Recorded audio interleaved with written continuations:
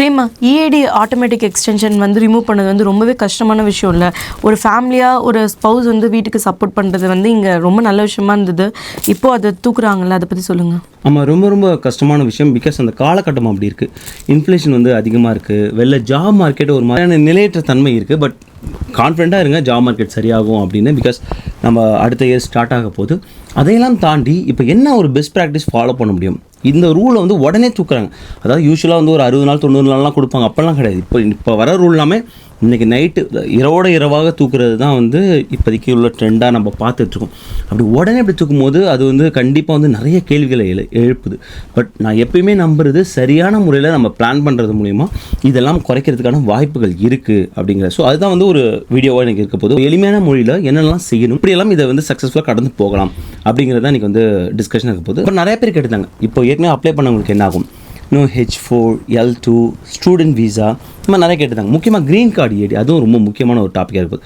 வாங்க வீடியோக்குள்ளே போகலாம். வீடியோ போகிறதுக்கு முன்னாடி உங்கள் எல்லாருக்கும் மிகவும் பரிச்சயமான அமெரிக்காவில் நகைக்கடை நடத்திட்டு இருக்க ஒரே தமிழர் அப்படின்னு நமக்கு தெரிஞ்ச வரைக்கும் அவங்க மட்டும் தான் நடத்திட்டு இருக்காங்க. திரு முத்துராமன் ஐயா அவர்கள் அட்லாண்டாவில் ஜுவல் ஷாப் போட போகிறாங்க. உங்கள் எல்லாருக்குமே தெரியும், அவங்களோட RM ஜுவல் போட்டிக் நியூ ஜெர்சியில் இருக்குது. போன வருடமும் அட்லாண்டாவில் ஜுவல் ஷாப் போட்டாங்க. இந்த வருடமும் போட போகிறாங்க. ஸோ போன இயர் நீங்கள் வந்து நிறைய பேர் வந்து அவங்களுக்கு நல்லா சப்போர்ட் பண்ணியிருந்தீங்கன்னு சொல்லியிருந்தாங்க.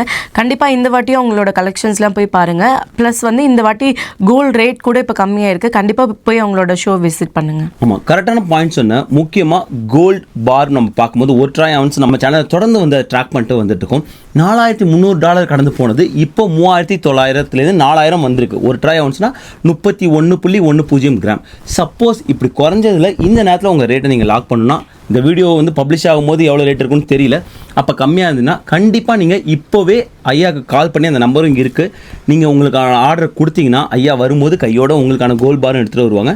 உங்களுக்கான கோல்ட் பாரை அவங்க கையாலேயும் வாங்கிக்கலாம். இல்லைனா நீங்கள் ஷோவில் புக் பண்ணணும்னு நினச்சிங்கன்னா நீங்கள் புக் பண்ணிங்கன்னா உங்களுக்கு வீட்டுக்கு கூட சென்ட் பண்ணி விடுவாங்க. ஆமாம், அது மட்டும் இல்லாமல் அடிஷ்னல் 2% மேக்கிங் சார்ஜில் ஆஃபரும் இருக்குது. Plus no tariff.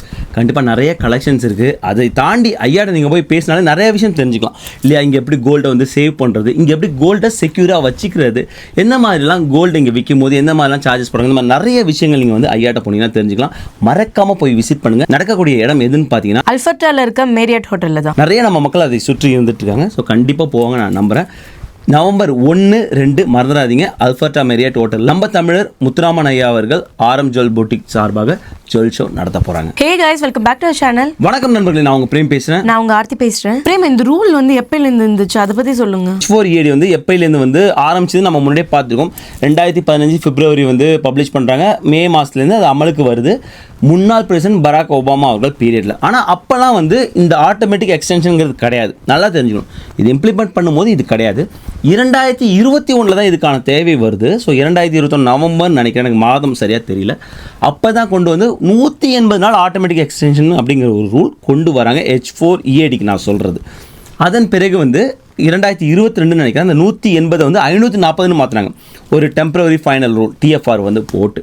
அப்புறம் டிசம்பர் 2024 என்ன பண்ணாங்கன்னா, அது ஒரு ஃபைனல் ரூலாகவே வந்து பப்ளிஷ் பண்ணாங்க. பைடன் கவர்மெண்ட் அவங்க பீரியடில் ஜனவரி மாதம் அது அமலுக்கு வந்தது. 540ங்கிற ஒரு மிகப்பெரிய ஒரு நம்பர் ஆட்டோமேட்டிக் எக்ஸ்டென்ஷன். அது மிகப்பெரிய ஒரு ஹெல்ப்ஃபுல்லாக இருந்தது H4 EADல வேலை செய்கிறவங்களுக்கு. அதுக்கு தான் இப்போ வந்து பங்கம் வந்துடுச்சு. நாளையிலேருந்து, அதாவது இந்த வீடியோ பப்ளிஷ் பண்ணும்போது அக்டோபர் 30 நீங்கள் பார்ப்பீங்க. இப்போ நைட் எடுக்கிறோம். அக்டோபர் 30லேருந்து no more automatic extensions for EADs. Same EADன்னு சொன்னீங்களா, எல்லா EADக்குமா இல்லை பர்டிகுலர் வீசாவில் வர EADக்கு மட்டும்தானா? ஆமாம், நல்ல கொஸ்டின். ஏன்னா வந்து நிறைய EADs இருக்குது இல்லையா? ஸோ H1ல இருக்கவங்களுக்கு அவங்களோட டிபெண்டன்ஸ் வந்து H4ல இருப்பாங்க. அங்கே ஒரு EAD இருக்குது. L1 L2 EAD இருக்குது. அதன் பிறகு வந்து கரெக்ட் ஸ்டூடெண்ட் விசா EAD இருக்குது, க்ரீன் கார்டு EAD இருக்குது. இதில் வந்து ஸ்டூடெண்ட் விசா EAD வந்து பயப்பட வேண்டிய தேவையில்லை. அவங்களுக்கு ஏற்கனவே 180 நாள் அப்படிங்கிற ஒரு ஆட்டோமேட்டிக் எக்ஸ்டென்ஷன் ரூல் இருக்குது. சரியான நேரத்தில் நீங்கள் EAD வந்து ஃபைல் பண்ணும்போது அந்த 180 டேஸ் ரூல் இருக்குது, அது உங்களுக்கு அப்ளிகபிள் ஆகும். ஸோ ஸ்டூடெண்ட்டில் வீசாவில் உள்ளவங்க பயம் கொள்ள வேண்டாம், அவங்க அப்படியே ரிமூவ் பண்ணிடலாம். அடுத்து வந்து L2 வீசா நீ கேட்ட இல்லையா? L2ல EAD இருக்குது. நீங்கள் EAD எல்லாமே வேலை செய்யலாம். அந்த ரூல் வந்து பைடன் கவர்மெண்ட் இருக்கும்போது வந்துச்சு. I-94 இருந்தால் போதும். அதாவது L2ல வேலிட் I-94 இருந்தால் போதும், நீங்கள் அதை கொண்டு வேலை செய்யலாம். ஒரு வேளை நீங்கள் L2 EAD வச்சுருக்கலாம், அது தவறு கிடையாது. வச்சுருந்தீங்க, அதன் மூலிமா நீங்கள் I-9ல ஒர்க் பண்ணிக்கிட்டு இருக்கீங்க அப்படின்னா, நீங்கள் இப்போ எக்ஸ்பீரி ஆக போது நீங்கள் எக்ஸ்டென்ஷன் அப்ளை பண்ண போகுதுன்னா, ஒரு வேளை நீங்கள் வந்து அது டைம் ஆகும், ஆனால் உங்களுக்கு I-94 சீக்கிரம் வந்துடும் நீங்கள் நினச்சிங்கன்னா, நீங்கள் I-9 சப்மிட் பண்ணியிருக்கீங்க இல்லையா, உங்கள் எம்ப்ளாயர் சொல்லிட்டு அந்த I-9க்கு எந்த டாக்குமெண்ட் நீங்கள் எடுத்துக்கணும்னா வேலிட் I-94 எடுத்துக்கணும். ஸோ உங்களுக்கு பிரச்சனையே கிடையாது தான். ஒரு வேளை நீங்கள் ஏடி வச்சிருந்தாலும் வைக்கலாம்னா இப்போ பிரச்சனை கிடையாது. உங்களுக்கு எல்லாமே I-94 வச்சு தான் இருக்குது. ஸோ எல் விசா அப்படி வைக்கலாம். மீதி 2 விசா தான் மிகப்பெரிய ஒரு பிரச்சனை இருக்க போகுது. அதில் ஒன்று விசா H4 EAD, இன்னொன்று வந்து க்ரீன் கார்டு EADக்கு பிரச்சனை இருக்க போகுது. க்ரீன் கார்டு EADக்கு என்ன பிரச்சனை இருக்குது பிரேமா? ஆமாம். ஸோ என்ன பிரச்சனைனா தெளிவாக லாஸ்ட் வீடியோவில் அட்டனே அவர்கள் சொன்னாங்க. க்ரீன் கார்டில் இப்போ வராங்க. இப்போ வந்து என்னென்னா ப்ராசஸ் பண்ணிடுறாங்க. அவங்க தான் சொல்கிறாங்களா I-485 பண்ணுறதுக்கு சில நேரங்கள் என்ன பண்ணுவாங்கன்னா ஃபைனல் ஆக்ஷன் டே, சில நேரங்கள் என்ன பண்ணுவாங்கன்னா date of filing. So date of ஃபைலிங்கில் வச்சு பண்ணுறவங்களுக்கு என்ன பண்ணால் அந்த டேட் வந்து ஃபைனல் ஆக்ஷன் டேட்லேயே வராது. ஆனால் I-485 பண்ணியிருப்பாங்க. அதன் மூலிமா EAD கார்டு, அட்வான்ஸ் பரவல் எல்லாம் வாங்கி வச்சுருப்பாங்க. இப்போ 2 ஆப்ஷன் இருக்கும் அவங்களுக்கு அந்த நேரத்தில். என்னன்னா EAD கார்டு வச்சுட்டு வேலை செய்யலாம், இல்லை EAD கார்டு வேணாம் நான் என்கிட்ட H1B அவங்க வேலிடாக இருந்தால் அதுலேயும் வேலை செய்யலாம். நிறைய பேர் என்ன பண்ணுவாங்கன்னா திரும்ப H1குள்ளே ஏன் போகணும், நம்ம திரும்ப பெட்டிஷன் ப்ராசஸ் அதெல்லாம் நிறைய இருக்குது, நம்ம அதுக்கு மேலே EADல வேலை செஞ்சால் 2 ஆப்பர்ச்சுனிட்டி நமக்கு கிடைக்குது. ஒன்று, நம்ம இந்த மாதிரி நிறைய இந்த விசா ப்ராசஸை அவாய்ட் பண்ணலாம். 2வது, நீங்கள் மல்டிபிள் ஒர்க் பண்ணலாம். ஸோ அதனால் நிறைய பேர் EAD போயிருப்பாங்க. இப்போ அப்படி GCயில் EAD போனவங்களுக்கு ஒரு பிரச்சனை வரப்போகுது. என்ன பிரச்சனைனா இந்த ரூல் தூக்குறாங்க இல்லையா, ஒருவேளை GC EADயும் எக்ஸ்பைரி ஆகும், அவங்க எக்ஸ்டென்ஷன் போடணும். அப்படி எக்ஸ்டென்ஷன் போடும்போது அது சரியான நேரத்தில் அது எக்ஸ்டெண்ட் ஆகலைன்னா இந்த ஆட்டோமேட்டிக் எக்ஸ்டென்ஷன் ரூல் அங்கே அப்ளை ஆகாது. இன்னைய வரைக்கும் அப்ளை ஆகிட்டு இருந்தது. அதாவது 2022 நம்ம பேசியிருந்தோம் இல்லையா. ஸோ ஒரு 3 வருஷமாக இருந்த ரூலை இப்போ தூக்குறாங்க. அப்படி இருக்கும்போது அவங்களுக்கு அந்த வேலைக்கான அந்த கேப் விடுறதுக்கு வாய்ப்பு இருக்குது. அதுன்னு யோசிச்சு பாருங்கள். க்ரீன் கார்டு EADங்கும் போது ப்ரைமரியுமே இதில் இம்பாக்ட் ஆகிறாங்க. ஸோ இதுதான் எனக்கு ரொம்ப வருத்தமாக இருக்கக்கூடிய ஒரு விஷயம். ஏன்னா அந்த ஒரு ஃபேமிலியை அதை நம்பி இருப்பாங்க இல்லையா வேலையை. எவ்வளோ நாள் இதை வெயிட் பண்ணி இந்த க்ரீன் கார்டுக்காக அது கிடச்சிருச்சுன்னு நிம்மதியாக இருக்கிற நேரத்தில் இந்த மாதிரி ஒரு ட்விஸ்ட் இல்லை. ஆமாம், ஏன்னா க்ரீன் கார்டு கிடச்சிச்சுன்னா பிரச்சனை கிடையாது. ஆனால் க்ரீன் கார்டு ப்ராசஸ் I-485 போகிறதே ஒரு பெரிய விஷயம். ஆமாம், அந்த பாத்தில் இருக்கும்போது நிம்மதியாக இருக்கும்போது இது மிகப்பெரிய ஒரு ட்ராபேக்காக தான் நினைக்கிறேன். பட் நீங்கள் சரியான நேரத்தில் அதை வந்து அதான் 180 days ரைட், அந்த நீங்கள் கிளாக்கில் கரெக்டாக நீங்கள் போட்டிங்கன்னா பிரச்சனை வரது கிடையாது. வெரி எஜுகேஷன் சினாரியோ 6 மந்த்துக்கு மேலே போகுது. ஸோ அப்படி போகும்போது மட்டும்தான் இங்கே வந்து ஒரு பிரச்சனையாக ஆக போகுது. அந்த EAD வந்து அந்த கேப் விழும். ஸோ இது க்ரீன் கார்டுக்கு. அடுத்து வந்து H4 EAD. பிரேமா, H4 EADலையும் இதே பிரச்சனை தானே வரும்? கரெக்ட், H4 EADலையுமே இதே பிரச்சனை தான் வரப்போகுது. பிரேமா, இது அக்டோபர் எண்ட்லேருந்து தான் வந்து அமலாக்க போகிறாங்கன்னு சொன்னீங்கல்ல. இப்போ ஆல்ரெடி அப்ளை பண்ணியிருப்பாங்கல்ல, அவங்களுக்குலாம் என்ன ஆகும்? நல்ல கேள்வி. நிறைய பேர் இது கேட்டிருந்தாங்க. அதாவது அக்டோபர் 30க்கு அப்புறம் தெளிவாக கொடுத்துருக்காங்க. EAD ஃபைல் பண்ணுறவங்களுக்கு தான் இந்த ரூல் வந்து தூக்கிடுறோம். ஸோ இந்த ரூல் வந்து ஏற்கனவே இருக்கிற ரூல் அப்ளை ஆகாதுங்கிறத அந்த பாலிசி சேஞ்சில் கொடுத்துருக்காங்க. அப்படி என்னென்ன அர்த்தம்னா, இதுக்கு முன்பு நீங்கள் அப்ளை பண்ணிருக்கீங்க. ஒரு எடுத்துக்காட்டுக்கு யாருக்கும் வந்து டிசம்பர் மாதம் எக்ஸ்பைரி ஆக போகுது, EAD எக்ஸ்பைரி ஆக போகுது. அவங்க ஒரு 6 மாதம் முன்னாடியே அப்ளை பண்ணிட்டாங்க. ஜூலை ஆகஸ்ட் எப்பயோ அப்ளை பண்ணியிருக்காங்க. அதுக்குள்ளே உங்களுக்கு அந்த ஆட்டோமேட்டிக் எக்ஸ்டென்ஷன் அப்ளை ஆகும். ஒருவேளை உங்களுக்கு I-94 அப்ரூவ் ஆகிடுச்சு, அதாவது உங்களுக்கு H4 பெட்டிஷன் அப்ரூவ் ஆகி I-94 வந்துச்சு, EAD வரல, ஒன்றும் நீங்கள் ஒரி பண்ண வேண்டியதில்லை. பிகாஸ் நீங்கள் ஆல்ரெடி ஃபைல் பண்ணிட்டீங்க, அக்டோபர் 30க்கு முன்னாடி ஃபைல் பண்ணிட்டீங்க. ஸோ உங்களுக்கு வந்து அது அப்ளை ஆகும். யாரெல்லாம் அக்டோபர் 30க்கு அப்புறம் EAD ஃபைல் பண்ணுறாங்களோ அவங்களுக்கு தான் இந்த ரூல் அப்ளை ஆகாது. ஸோ நிறைய பேர் இந்த கேள்வி கேட்டுருக்காங்க. நல்ல கொஸ்டின். ஸோ இது வந்து எல்லா EADக்குமே போடுது. அந்த ஆட்டோமேட்டிக் எக்ஸ்டென்ஷன் அவங்களுக்குலாம் அப்ளை ஆகும்.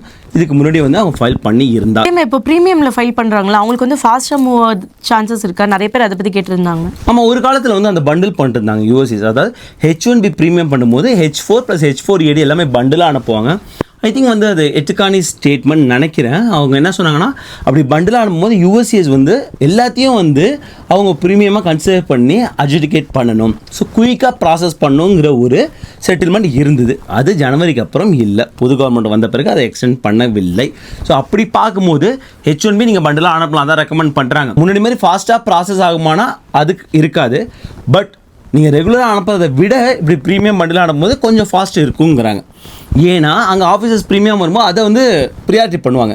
ஸோ அட்லீஸ்ட் அந்த ஒரு டைம் நமக்கு சேவிங் ஆகும் அப்படின்னு சொல்கிறாங்க. ஸோ ஸ்டில் என்ன ரெக்கமெண்ட் பண்ணுறாங்கன்னா, ப்ளீஸ் ப்ரீமியம் போங்க, அது பண்டிலாக போங்க. ப்ரீமியம் போகிறது இஸ் வெரி சப்ஜெக்டிவ். ஸ்டில் உங்களுக்கு வந்து ஒரு கன்சல்டேஷன் வேணும்னா ஃப்ரீ கன்சல்டேஷனும் இருக்குது, அதையும் நீங்கள் யூஸ் பண்ணி கேட்டுக்கலாம். இது கோர்ட்டுக்கு போய் ஸ்டே வாங்குறதுக்கு பாசிபிலிட்டி இருக்கா? இது வந்து கோர்ட்டுக்கு போய் ஸ்டே வாங்குறதுக்கான பாசிபிலிட்டி இருக்குன்னு சொல்கிறாங்க. பிகாஸ் நான் வந்து வீடியோட இன்ட்ரோவே சொன்ன மாதிரி ரூலை வந்து அமலாக்கம் பண்ணால் அதுக்கான சில விதிமுறைகள் இருக்கு இல்லையா. ஒரு மக்களோட கருத்து கேட்புக்கு விடுறது, அந்த கருத்தை எடுத்து அவங்க அதுக்கான தீர்வு கொடுக்குறது, இல்லை அதுக்கான பாலிசி சேஞ்ச் பண்ணுறது, இந்த மாதிரியான சில விஷயங்கள் இருக்குது. அட்லீஸ்ட் 60 நாளாவது அவங்க அந்த மாதிரி பப்ளிஷ் பண்ணியிருக்கணும். இந்த மாதிரி நிறைய விஷயங்கள் இருக்குது. எதுவுமே இதில் வந்து நடைமுறையில் இல்லாமல் மறுநாளே வந்து இந்த அமலாக்கப்பட்டதுனால லாசூட் போகிறது நிறைய வாய்ப்புகள் இருக்குன்னு அட்டார்னிஸ் எல்லாமே சொல்கிறாங்க. அப்படி லாசூட் போயிட்டு ஒரு இடைக்கால தடை வந்தால் கூட அது மிகப்பெரிய ஒரு ஹெல்ப்ஃபுல்லாக இருக்கும். பட் நீங்கள் செய்ய வேண்டியது இதெல்லாம். இப்போ உங்களுக்கு எக்ஸ்பைரி ஆக போகுது தெரியுதுப்பா, உங்களுக்கு இப்போ ஒரு எடுத்துக்காட்டுக்கு வந்து ஏப்ரல் எக்ஸ்பைரி ஆக போகுதுன்னா கரெக்டாக 6 மாதத்துக்கு முன்னாடி இப்போ நவம்பர்லேயே போட்டுருங்க. நவம்பர், டிசம்பர், ஜனவரி, பிப்ரவரி, மார்ச், ஏப்ரல் ரைட். ஏப்ரல் 2 வருதுன்னா அதுக்கு தகுந்த மாதிரி எப்போ வருதோ அதுலேருந்து 6 மாதம் முன்னாடி கரெக்டாக போட்டுருங்க. மிஸ் பண்ணாதீங்க. எவ்ரி டே வந்து ரொம்ப ப்ரீஷியஸ். 2வது பாயிண்ட்டு, நீங்கள் ப்ரீமியம் போக முடிஞ்சுன்னா ப்ரீமியம் போங்க. ஒருவேளை உங்கள் எம்ப்ளாயர் சொல்கிறாங்க இல்லை ப்ரீமியம் வந்து காஸ்ட் ஆகும், இப்போ என்னால் எடுத்துக்க முடியாதுன்னா உங்களால் முடிஞ்சால் அதை ப்ரீமியம் நீங்கள் பண்ணுங்கள். சப்போஸ் உங்களுக்கு H4EAD கண்டிப்பாக தேவை, ரைட், ஆட்டோமேட்டிக் எக்ஸ்டென்ஷன் போனதுனால கண்டிப்பாக நம்ம வந்து வேலை எடுப்பு இல்லாமல் வேலை செய்யணும் அப்படின்னா. ஏன் என்ன சொல்கிறாங்கன்னா பெரும்பாலான நேரங்களில் H4EADs வந்து 6 மாதத்துக்குள்ளே அப்ரூவ் பண்ணிடுறாங்க. பட் ஸ்டில் EADs வந்து கொஞ்சம் டிலேவும் ஆகிற கேஸும் அவங்க பார்த்துருக்காங்க. ஸோ நம்ம 100% சொல்ல முடியல 6 மாதம் முடி போட்டாலும் நமக்கு அப்ரூவ் ஆகும் அப்படின்னு சொல்கிற முடியல. நீங்கள் எல்லாரும் பார்க்குறீங்க கவர்மெண்ட் ஷட் டவுன் இருக்குது. USCSல எந்த பிரச்சனையும் இல்லை, பிகாஸ் அது ஃபீ வாங்கிட்டு அதில் ரன் பண்ணிக்கிட்டு இருக்காங்க. பட் அங்கேயுமே கொஞ்சம் ஸ்லோனஸ் ஆகும்னு தான் அட்டானி வீடியோவில் நம்ம பார்த்தோம். ஸோ இதெல்லாம் இருக்கிறதுனால உங்களை நீங்கள் சரியான முறையில் தயார் பண்ணி வச்சிங்க.